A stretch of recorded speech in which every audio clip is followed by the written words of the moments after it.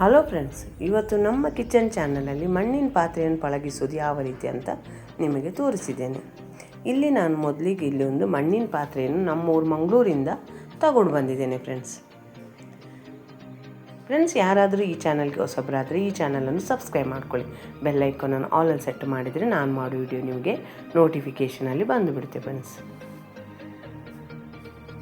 ಈ ಮಣ್ಣಿನ ಪಾತ್ರೆಯನ್ನು ಹೊಸದಾಗಿ ತಂದು ಕೂಡಲೇ ನೀವು ಒಂದು ಸಲ ನೀರಲ್ಲಿ ಇದನ್ನು ಚೆನ್ನಾಗಿ ಮುಳುಗಿಸಿಡಬೇಕು. ಫ್ರೆಂಡ್ಸ್, ಈಗ ನಾನು ಇದನ್ನು ಒಂದು ಬಕೆಟ್ ತುಂಬ ನೀರು ಹಾಕಿ ಅದರಲ್ಲಿ ಈ ಮಣ್ಣಿನ ಪಾತ್ರೆಯನ್ನು ಒಂದು ಸಲ ಮುಳುಗಿಸಿಡ್ತೇನೆ. ಫ್ರೆಂಡ್ಸ್,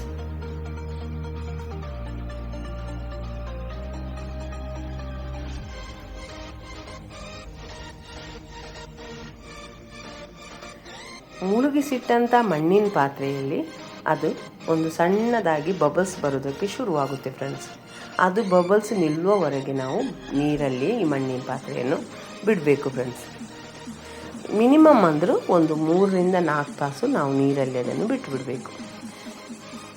ವಿಡಿಯೋದಲ್ಲಿ ನೋಡ್ತಿರ್ಬೋದು ನೀವು ಸಣ್ಣದಾಗಿ ಬಬಲ್ಸ್ ಬರೋದು. ಈಗ ಬಬಲ್ಸ್ ನಿಂತ ಮೇಲೆ ನಾನು ನಿಮಗೆ ವಿಡಿಯೋದಲ್ಲಿ ತೋರಿಸಿದ್ದೇನೆ. ಫ್ರೆಂಡ್ಸ್, ಯಾವ ರೀತಿ ಮಣ್ಣಿನ ಪಾತ್ರೆ ನೀರಲ್ಲಿ ಮುಳುಗಿಸಿದ್ದನ್ನು ನಾನು ತೆಗಿತಿದ್ದೇನೆ.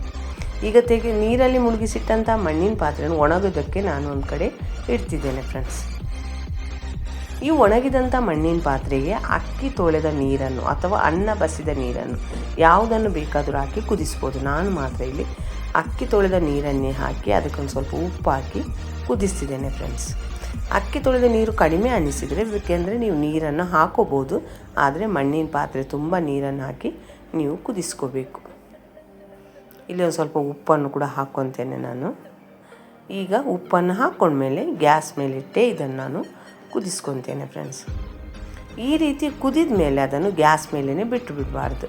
ಅದನ್ನು ತಳಕ್ಕೆ ಒಂದು ಬಟ್ಟೆಯನ್ನು ಹಾಕಿ ಅದರ ಮೇಲೆ ಈ ಮಣ್ಣಿನ ಪಾತ್ರೆಯನ್ನು ಇಡಬೇಕು. ಫ್ರೆಂಡ್ಸ್, ಯಾಕಂದರೆ ಹೊಸದಾಗಿರುವುದರಿಂದ ಮಣ್ಣಿನ ಪಾತ್ರೆಯನ್ನು ಬಿಸಿ ಬಿಸಿ ಇರುವಾಗಲೇ ತಳದಲ್ಲಿ ಏನೂ ಇಲ್ಲದೆ ಇಡಬಾರ್ದು.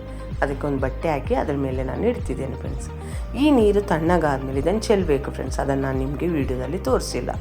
ತಣ್ಣಗಾದ್ಮೇಲೆ ಚೆಲ್ಲಿ ಒಣಗಿದ ಮೇಲೇ ನಾನು ಇದಕ್ಕೆ ಒಂದು ಸ್ವಲ್ಪ ಕೊಬ್ಬರಿ ಎಣ್ಣೆಯನ್ನು ಹಾಕಿ ಚೆನ್ನಾಗಿ ತಿಕ್ತಿದ್ದೇನೆ. ಫ್ರೆಂಡ್ಸ್,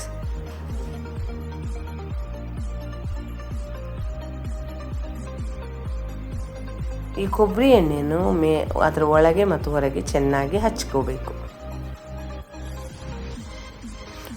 ಅದಕ್ಕೆ ಎಷ್ಟು ಬೇಕೋ ನೋಡಿಕೊಂಡು ಅಷ್ಟು ಕೊಬ್ಬರಿ ಎಣ್ಣೆಯನ್ನು ಹಚ್ಕೋಬೇಕು. ಫ್ರೆಂಡ್ಸ್, ಈ ಕೊಬ್ಬರಿ ಎಣ್ಣೆಯನ್ನು ಹಚ್ಚಿದ ಮೇಲೆ ಅದನ್ನು ಓವರ್ ನೈಟ್ ಅದನ್ನು ಬಿಟ್ಟು ಬಿಡಬೇಕು. ಫ್ರೆಂಡ್ಸ್, ಯಾಕಂದರೆ ಅದು ಎಣ್ಣೆಯನ್ನೆಲ್ಲ ಹೀರ್ಕೋಬೇಕು. ಈ ಮಣ್ಣಿನ ಪಾತ್ರೆ ಅಡುಗೆ ಅಂತೂ ತುಂಬ ರುಚಿಯಾಗಿರುತ್ತೆ. ಫ್ರೆಂಡ್ಸ್, ಅದರಲ್ಲೂ ಸೌದೆ ಒಲೆಯಲ್ಲಿ ಮಾಡಿದರೆ ಇನ್ನೂ ರುಚಿಯಾಗಿರುತ್ತೆ. ನಾನು ಇದನ್ನು ನಾನ್ ವೆಜ್ ಮಾಡೋದಕ್ಕಂತ ಈ ಪಾತ್ರೆಯನ್ನು ತೊಗೊಂಬಂದಿದ್ದೇನೆ. ಫ್ರೆಂಡ್ಸ್, ಯಾಕಂದರೆ ಇದರಲ್ಲಿ ನಾನ್ ವೆಜ್ ಮಾಡಿದರೆ ಮಕ್ಕಳು ತುಂಬ ಇಷ್ಟಪಡ್ತಾರಂತ ಈ ಪಾತ್ರೆಯನ್ನು ತೊಗೊಂಬಂದಿದ್ದೇನೆ.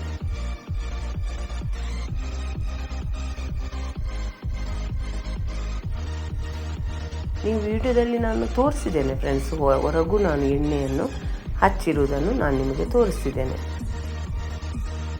ಈ ರೀತಿ ಎಣ್ಣೆ ಹಚ್ಚಿದ್ದನ್ನು ಓವರ್ ನೈಟ್ ಆದಮೇಲೆ ನಾನು ನಿಮಗೆ ತೋರಿಸ್ತೇನೆ. ಫ್ರೆಂಡ್ಸ್, ಯಾವ ರೀತಿ ಅದು ಎಣ್ಣೆಯನ್ನು ಹೀರ್ಕೊಳ್ಳುತ್ತೆ ಅಂತ.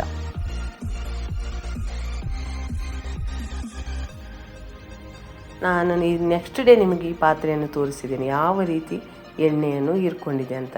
ಈ ರೀತಿ ನೀವು ಮಣ್ಣಿನ ಪಾತ್ರೆಯನ್ನು ಪಳಗಿಸಿದರೆ ಒಂದು 5-6 ವರ್ಷಗಳ ಕಾಲ ಮಣ್ಣಿನ ಪಾತ್ರೆ ಏನೂ ಆಗೋದಿಲ್ಲ. ಫ್ರೆಂಡ್ಸ್, ಈಗಿದು ಅಡುಗೆ ಮಾಡೋದಕ್ಕೆ ರೆಡಿಯಾಗಿದೆ. ಫ್ರೆಂಡ್ಸ್.